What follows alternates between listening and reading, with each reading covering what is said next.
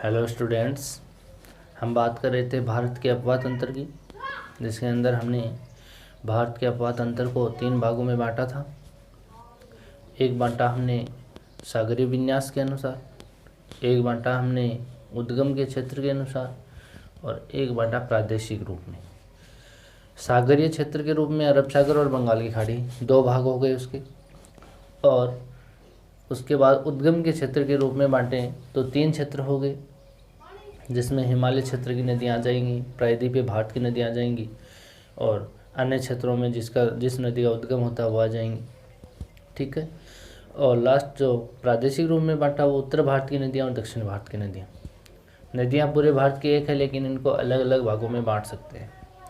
हम उद्गम क्षेत्र के अनुसार हम बात करेंगे, जिसके अंदर हमने हिमालय क्षेत्र की नदियाँ पढ़ना स्टार्ट किया है, फिर प्रायद्वीपीय क्षेत्र की नदियाँ पढ़ेंगी।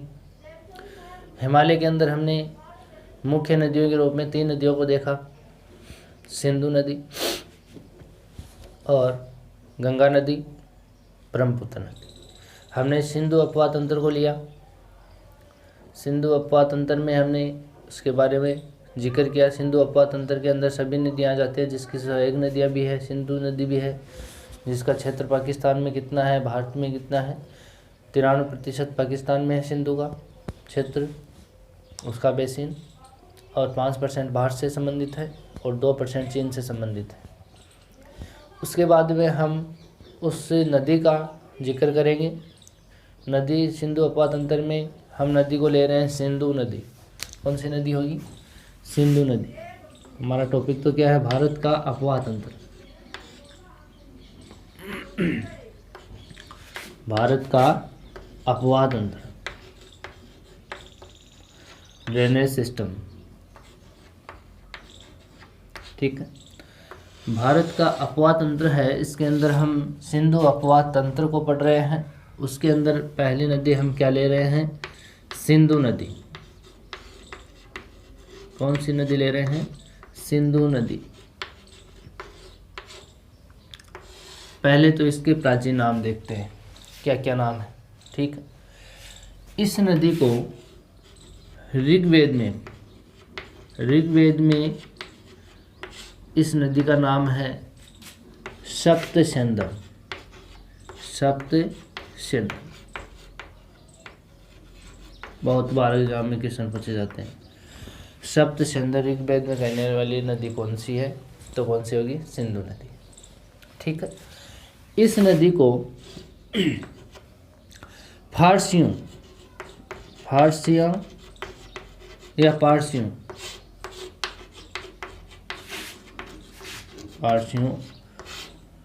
के पवित्र ग्रंथ, पारसियों का पवित्र ग्रंथ कौन सा है? जैन अवेस्ता। कौन सा है? जैन अवेस्ता। पवित्र ग्रंथ कौन सा है इनका? जैन अवेस्ता। ठीक है। इस जैन अवस्था में इसका नाम लिया गया है, इसमें हप्त हिंद।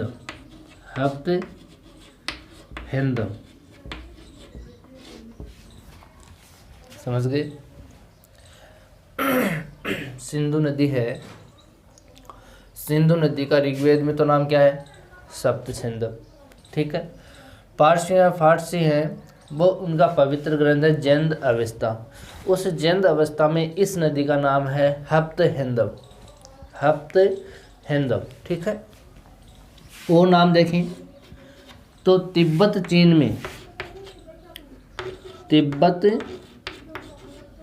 या चीन, जो तिब्बत का क्षेत्र है किसका भाग है? चीन का भाग है।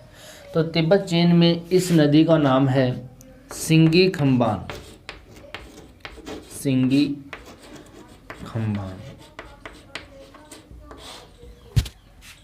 इसको कहते हैं सिंगी खम्बान। इस सिंधु नदी का नाम कहाँ है? सिंगी खम्बान है। पाकिस्तान में इसे कहते हैं, पाकिस्तान में इस नदी का नाम है दरियाए सिंध। क्या नाम है? दरियाए सिंध।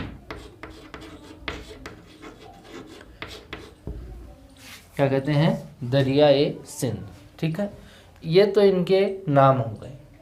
इस नदी की सिंधु नदी है, इसका ऋग्वेद में नाम है सप्तसिंधु। इसका पारसी है पवित्र ग्रंथ में, पारसियों की पवित्र ग्रंथ में जैन अवस्था में इसका नाम है हप्तहिंदु। और तिब्बत चीन में इस नदी को कहते हैं सिंगी खम्बान, और पाकिस्तान में इस नदी को कहते हैं दरियाए सिंध। ठीक है, ये तो हो गए इसके नामों की चर्चा। ठीक है, अब इसके करेंगे हम उद्गम की चर्चा। इस नदी का जो उद्गम होता है वो उद्गम 3 रूपों में माना जा सकता है। 3 रूपों में इसकी चर्चा कर सकते हैं। उद्गम के रूप में हम 3 नाम कौन कौन से ले सकते हैं इसके। एक तो लेते हैं तोकर सालुंग, तोकर सालुंग,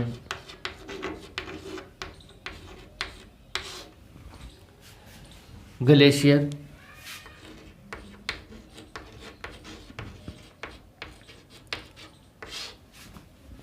दूसरा कह सकते हैं बोखरचू, बोखरचू ग्लेशियर,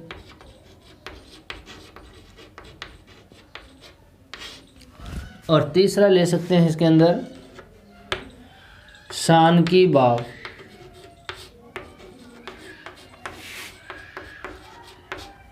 शान की बाव ग्लेशियर के जल से।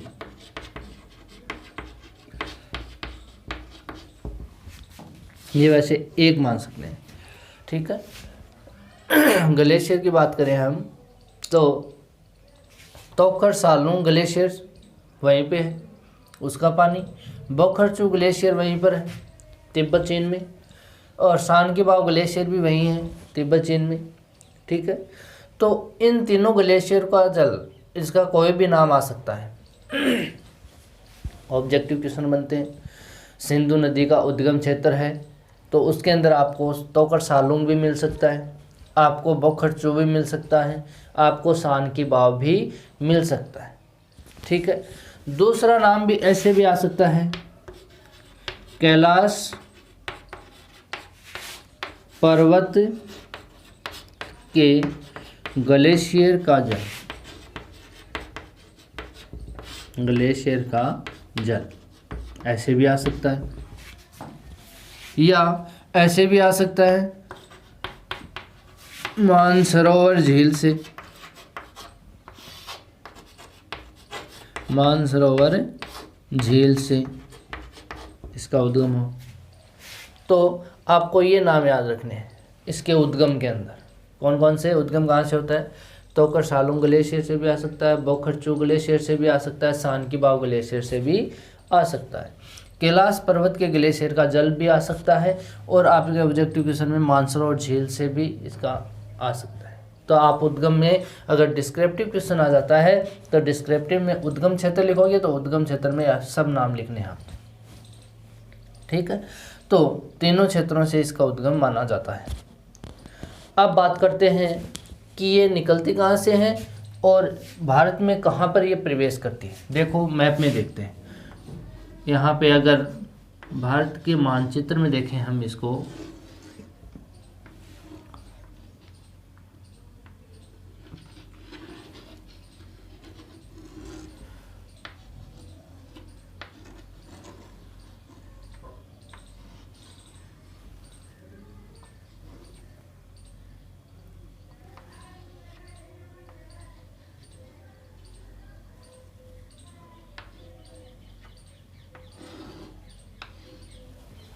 देखो यहाँ पे देखते हैं ये चीन वाला क्षेत्र है, ये चीन वाले क्षेत्र में यहाँ पे तिब्बत का पठार है, और यहाँ हिमालय वाला क्षेत्र है, इसमें कैलाश पर्वतीय श्रेणी यहाँ पे है चीन में।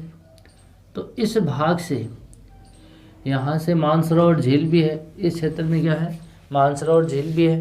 तो यहाँ के जो ग्लेशियर से झील का निर्माण हुआ, झील के निर्माण से इसमें 2 धाराएं निकली थी, एक धारा सेंगी, एक गार, 2 धाराओं थी, एक तो क्या थी सेंगी और एक थी गार। यहाँ पर चीन में इस क्षेत्र में दो धाराएं थी, एक तो क्या थी सेंगी और एक थी गार। दोनों जल धाराओं के मिलने से यहाँ दोनों जल धाराओं के मिलने से सिंधु नदी का निर्माण हुआ। यहाँ पे एक धारा निकली सेंगी, एक निकली गार, ठीक है। दोनों के जल मिलने के बाद में यहाँ पे दोनों धाराएं एक हो गई, ठीक है। दोनों धाराएं क्या हो गई, एक होते ही इसे क्या कहा तिब्बत में सिंगी खम्बान। क्या कहा, सिंगी खम्बान। चीन तिब्बत में क्या कहते हैं, सिंधु नदी को सिंगी खम्बान कहते हैं, ठीक है। यहाँ से ये नदी आगे बढ़ते हुए यहाँ से आगे बढ़ती है और यहाँ जम्मू कश्मीर का एक क्षेत्र है लद्दाख। कौन सा क्षेत्र है, लद्दाख। जम्मू कश्मीर का एक क्षेत्र का नाम क्या है, लद्दाख है। उस लद्दाख के पास में लद्दाख का क्षेत्र है, लद्दाख का क्षेत्र कौन सा है, दमचौक। दमचौक। इस दमचौक के पास में ये क्या करती है, यहाँ भारत में प्रवेश करती है। मानचित्र को इधर देख लेते हैं। यहाँ पे अगर मानचित्र को लें,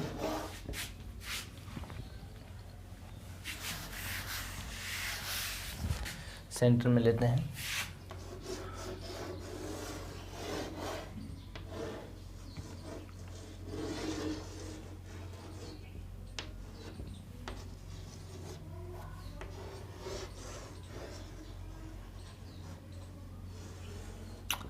देखिए इस क्षेत्र में देखते हैं, ठीक है। यहाँ पे देखो इस भाग में यहाँ से ये नदी निकलती है इस क्षेत्र से, और ये दो शाखाओं में सेंगी और गार दो शाखाओं के रूप में आगे बढ़ती है, ठीक है। आगे बढ़ करके यहाँ पर ये इस क्षेत्र में एक हो जाती है, उसे सिंगी खम्बान कहते हैं। इस क्षेत्र में यहाँ से ये प्रवेश करती है लद्दाख नामक क्षेत्र से। लद्दाख का कौन सा क्षेत्र है, दमचौक। यहाँ पे लद्दाख के दमचौक क्षेत्र में प्रवेश करती है भारत में, ठीक है। भारत में प्रवेश करने के बाद में इसे कहने लगे सिंधु नदी। क्या कहने लगे, सिंधु नदी। यहाँ पे सिंधु नदी के नाम से प्रवेश करती है। यहाँ पे दो पर्वत श्रेणियाँ हैं, एक तो है लद्दाख और एक है जास्कर। दो पर्वत श्रेणियाँ कौन सी हैं यहाँ पे, एक तो कौन सी है, लद्दाख है, और एक कौन सी है, जास्कर है। दो पर्वत श्रेणियों के मध्य से ये बहती है। यहाँ दो पर्वत श्रेणियाँ लद्दाख और जास्कर वाली, इसके मध्य से क्या करती है, प्रवाहित होती है। इस मध्य से प्रवाहित होगी तो इस क्षेत्र में ये गोर्ज का, घाटी का और कैनियन का निर्माण करती है। भारत के सबसे गहरे गोर्ज का, घाटी का और कैनियन का क्या करती है, निर्माण करती है। गोर्ज क्या होते हैं, घाटी क्या होती है, कैनियन क्या होती है। दो पर्वतीय क्षेत्रों के बीच वाला क्षेत्र है। जैसे यहाँ पे इस भाग यहाँ से बहती है, ये आकृति क्या होती है, घाटी की। ये क्या है, घाटी, तली वाला क्षेत्र। दो पर्वतीय क्षेत्रों के तली वाले क्षेत्र को क्या कहते हैं, घाटी कहते हैं, ठीक है।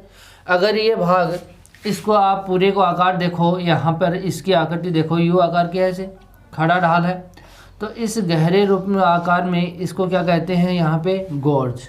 गहरा है तो, अगर गहरा नहीं है, कम गहरा है तो उसको कहते हैं कैनियन, ठीक है।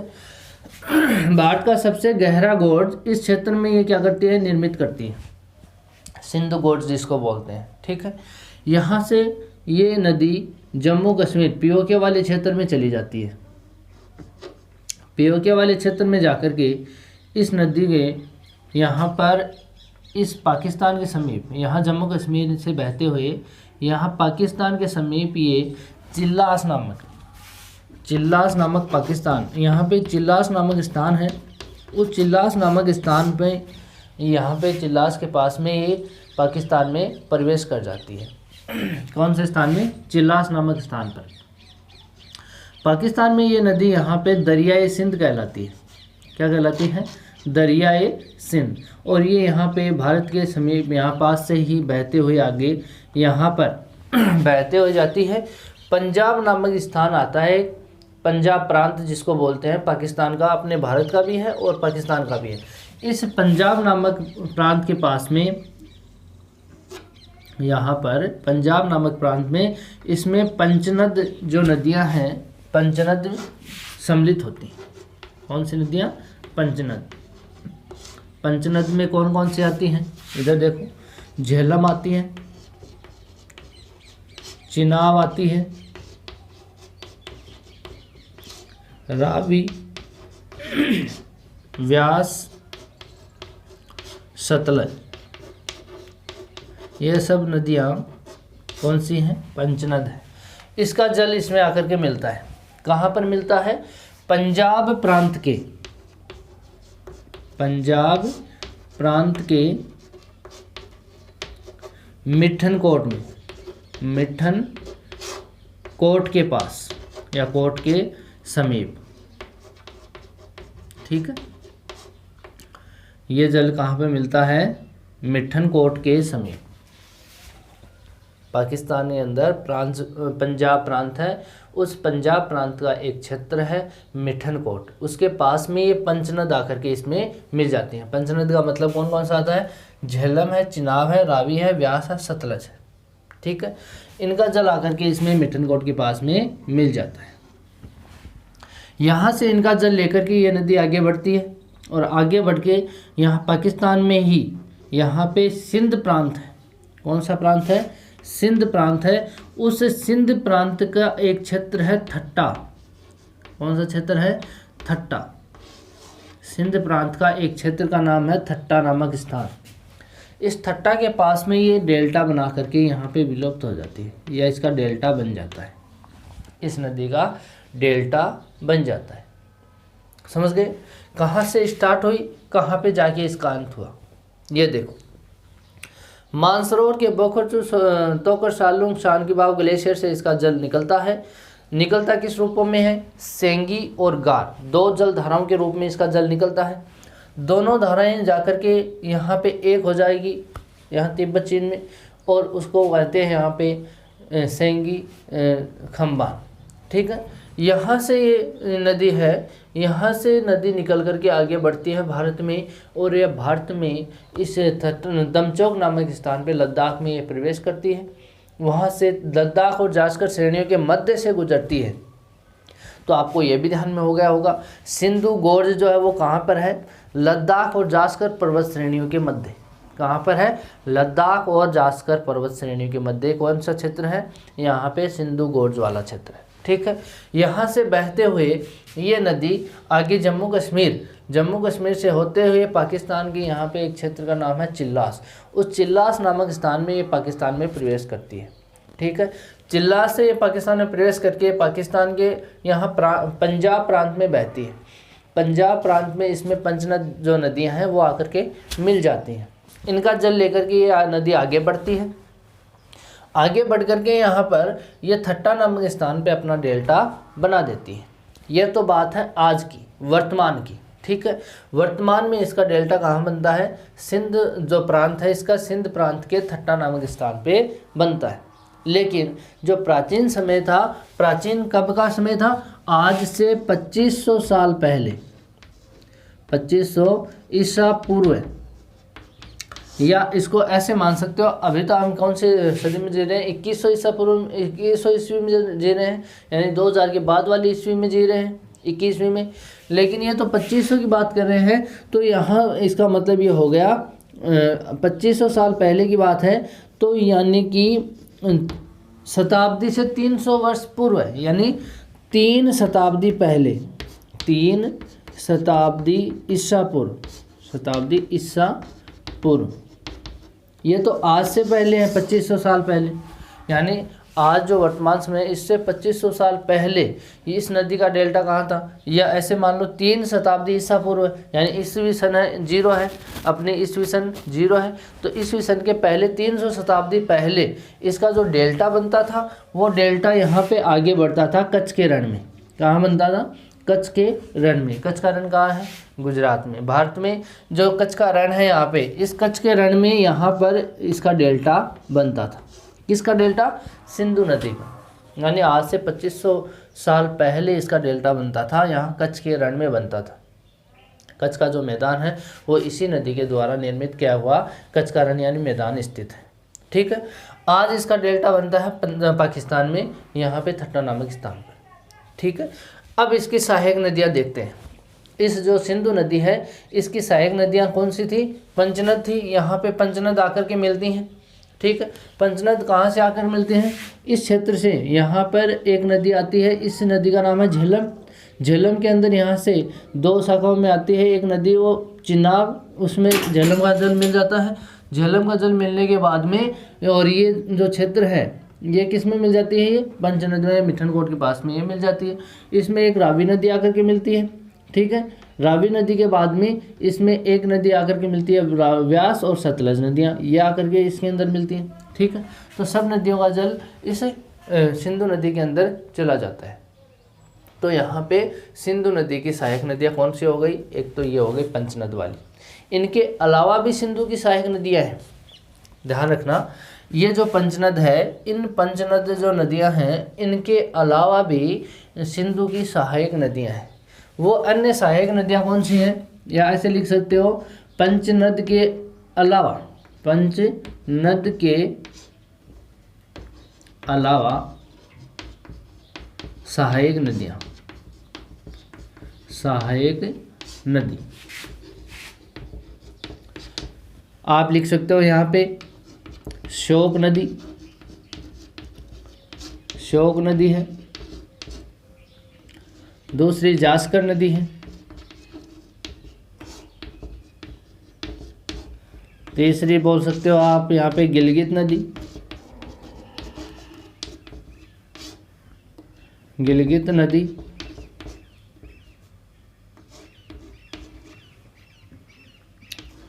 यहाँ पे सवात नदी, काबुल नदी,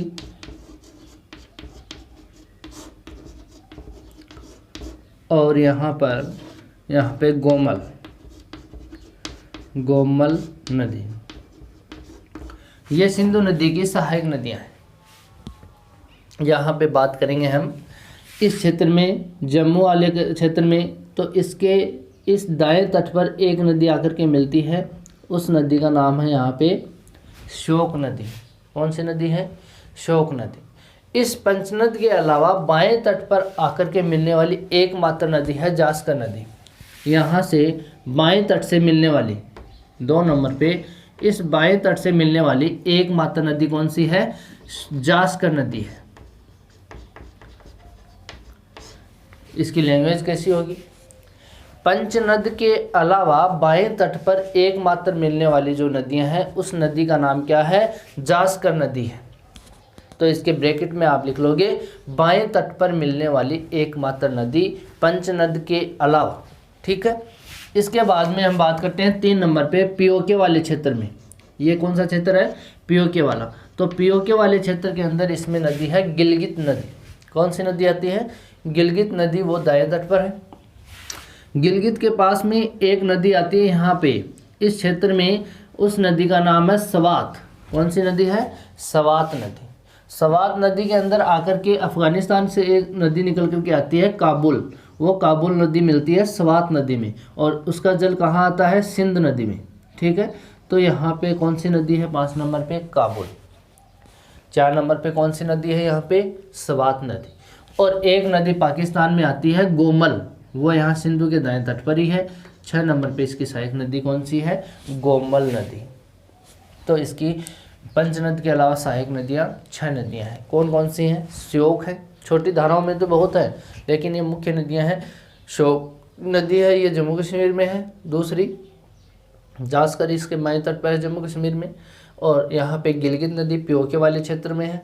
यहाँ पे ये सवात नदी है जम्मू कश्मीर वाले पीओके वाले क्षेत्र में है। ये भी इसमें काबुल नदी आकर के मिलती है सवात में। सवात की सहायक कौन सी है? काबुल। तो फिर इसके अंदर यहाँ पे पाकिस्तान में गोमल नदी आकर के मिलती है। तो इन नदियों का जल ये सिंधु में ही जाता है और इसका सब पूरा जल कहाँ जाएगा? पाकिस्तान में, ठीक है। तो यहाँ पर ये नदियाँ हैं वो इसकी सहायक नदियों की श्रेणी में आती हैं। इसके बाद हम बात करते हैं इसकी सहायक नदियों में सबसे प्रमुख नदी है मानते हैं हम ये झेलम। इसकी सहायक नदियों लेते हैं हम। सिंधु नदी का आपको बता दिया है, इसका उद्गम कहाँ से होता है, इसमें कौन कौन सी नदियाँ जल लेकर के आती हैं, कहाँ कहाँ बहती है। 3 देशों से संबंधित है ये सिंधु नदी। यहाँ चीन से संबंधित है और ये नदी भारत से संबंधित है और ये पाकिस्तान से संबंधित है। यहाँ पर ये नदी है सिंधु नदी। सिंधु नदी का उद्गम चीन से होता है, भारत में प्रवाहित होती है और इसका डेल्टा पाकिस्तान में बनता है। अब बात करते हैं इसकी सहायक नदियों में। सबसे प्रमुख नदी हम ले रहे हैं यहाँ पे झेलम। कौन सी नदी है? झेलम। झेलम नदी है वो नदी यहाँ पे जम्मू कश्मीर के कौन से क्षेत्र में? जम्मू कश्मीर की एक झील है। उस झील का नाम क्या है? यहाँ पर यहाँ है इसका झील का नाम शेषनाग। कौन सी झील है? शेषनाग झील। झील का नाम है शेषनाग। इस झील से झेलम का उद्गम होता है। झेलम का क्या होगा? उद्गम। जम्मू कश्मीर में झील का नाम है शेषनाग झील। और शेषनाग झील यहाँ पे इसका निर्माण किससे होता है? शेषनाग झील है, इसका निर्माण होता है बेरीनाग झरने से। किससे होता है? बेरीनाग झरने से इस झील का निर्माण होता है। समझना इसको। जम्मू कश्मीर में बेरीनाग झरना है, उस झरने से शेषनाग झील है उसका निर्माण होता है। उस झील से एक धारा निकल के चलती है, उस झील धारा को कहते हैं यहाँ पे झेलम। क्या कहेंगे? झेलम। ये झेलम नदी है, इसकी सहायक नदी है एक, इस झेलम की सहायक नदी है, उस सहायक नदी का नाम है किशन गंगा। कौन सी नदी है? किशन गंगा। अगर यहाँ पे इस क्षेत्र में इसका नाम क्या है? इसकी सहायक नदी का किशन गंगा। किशन गंगा है, इसको पाकिस्तान में नीलम नदी कहा जाता है। इस नदी को पाक में क्या कहते हैं? पाकिस्तान में नीलम नदी। तो ध्यान रखना, नीलम नदी कौन सी है? किशन गंगा नदी को ही कहा जाता है नीलम नदी। और किशन गंगा जो नदी है वो किसकी सहायक नदी है? झेलम की। झेलम जो नदी है जम्मू कश्मीर में, उसकी सहायक नदी है किशन गंगा। ठीक है। भारत में इस झेलम नदी पर किशन गंगा परियोजना भी स्थापित की गई है। क्या की गई है? किशन गंगा परियोजना, जिससे विद्युत भी बनती है, सिंचाई भी होती है, पीने का जल भी काम में लिया जाता है। ठीक है। कौन सी परियोजना है? किशन गंगा। भारत द्वारा निर्मित की गई इस नदी पर किशन गंगा परियोजना है। ठीक है। झेलम नदी जो है, ये झेलम नदी आगे बढ़ती है तो एक झील का निर्माण करती है। जम्मू कश्मीर में एक झील का निर्माण करती है और उस झील का नाम है वुल्लर झील। कौन सी झील है यहाँ पे? वुल्लर। भारत की सबसे ताजे पानी की झील है। भारत की सबसे बड़ी ताजे पानी की झील, ताजे पानी या ताजे जल की झील।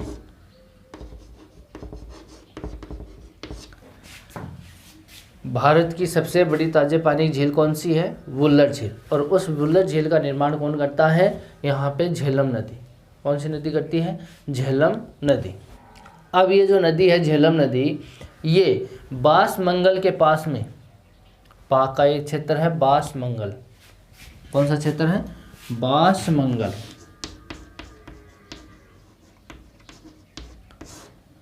बासमंगल पाकिस्तान का एक क्षेत्र है। यहाँ पे इस भाग में, यहाँ पे इसके अंदर, यहाँ ये नदी बहती है झेलम।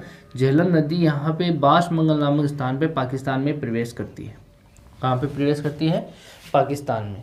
और पाकिस्तान में ये प्रवेश करके पाकिस्तान में बहते हुए यहाँ पे त्रिगभू या झंग नामक स्थान पे, कौन सा क्षेत्र है? त्रिगभू या झंग भी बोल सकते हो इसको, त्रिगभू या झंग नामक स्थान पर इसका पानी कहाँ चला जाता है? इस क्षेत्र में चिनाब में। यहाँ से एक नदी आती है चिनाब। ठीक है। इसमें यहाँ पे मिल जाता है। क्षेत्र का नाम क्या है यहाँ पे? त्रिगभू या झंग। ठीक है। इसका जल वापस देखो झेलम नदी को। झेलम नदी है यहाँ पे शेषनाग झील से निकलती है। शेषनाग का निर्माण होता है बेरीनाग झरने से। ठीक है। इसके बाद में यहाँ पे इसमें एक सहायक नदी मिलती है किशन गंगा।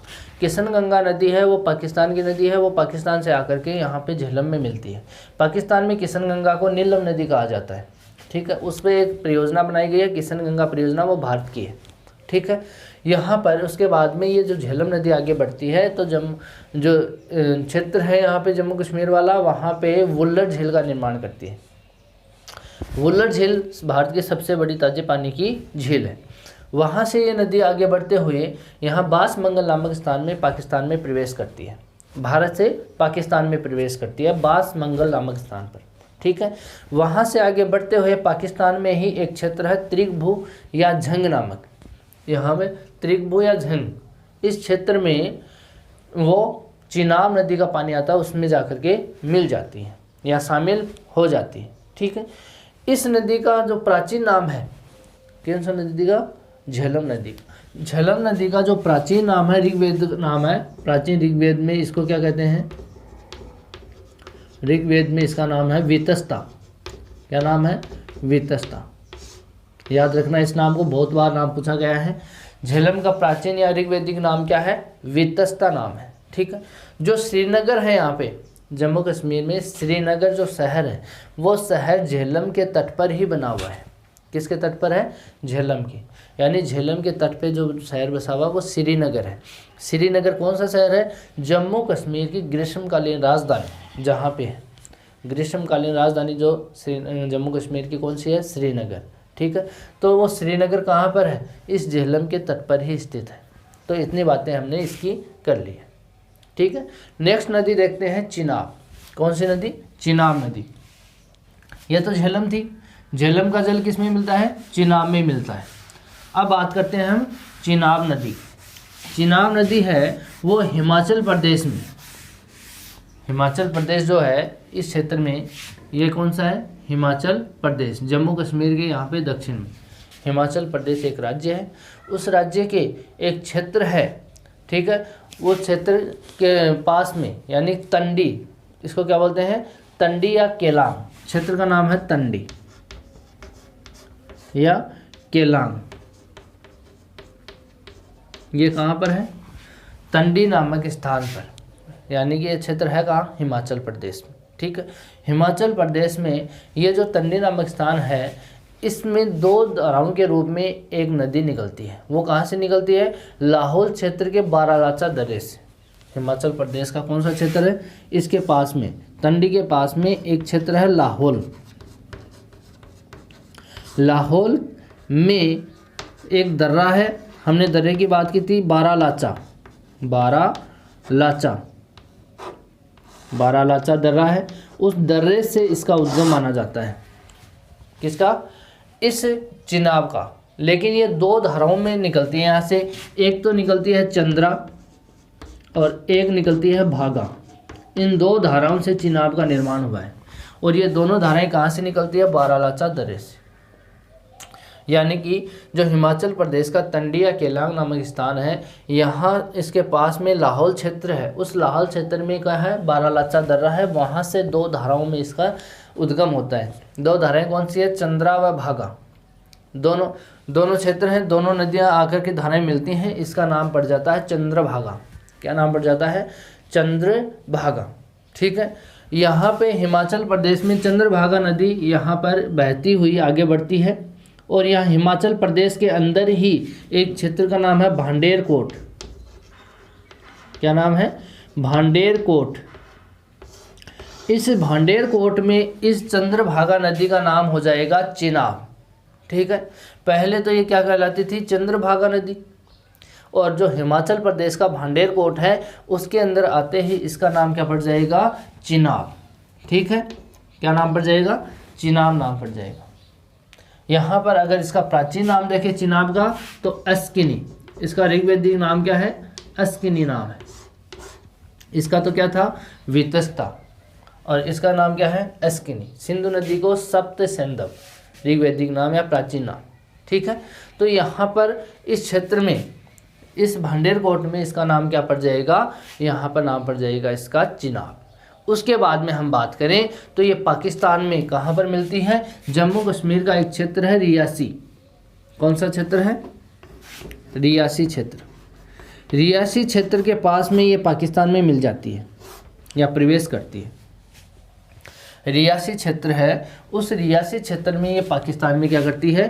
प्रवेश करती है, पाकिस्तान में क्या करेगी, प्रवेश करेगी।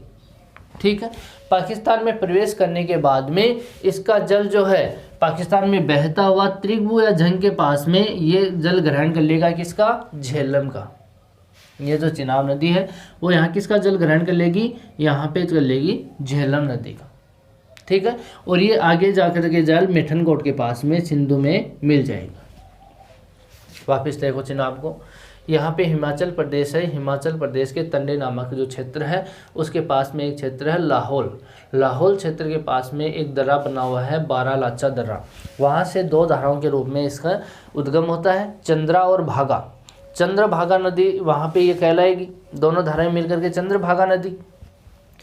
हिमाचल प्रदेश का भांडेरकोट के पास में ये चंद्रभागा आती है और वहाँ पे इसका नाम पड़ जाएगा चिनाब। ठीक है, वहाँ से ये नदी आगे निकल करके और पाकिस्तान के यहाँ पे प्रवेश करती है। वो कौन सा क्षेत्र है, रियासी क्षेत्र। कौन सा, रियासी क्षेत्र में प्रवेश करती है और रियासी से पाकिस्तान में बहते हुए त्रिगबु या झंग के पास में झेलम का जल ग्रहण कर लेगी। ठीक है, उसका जल लेकर के ये आगे जा करके मिठनकोट में सिंधु में मिल जाती है। ये दोनों नदियाँ हैं, पहले कौन सी थी, झेलम, उसके बाद में चिनाब, ये नदियाँ हैं। ठीक है, तीसरी नदी की चर्चा करेंगे हम नेक्स्ट वीडियो में। आज के लिए इतना ही, थैंक यू।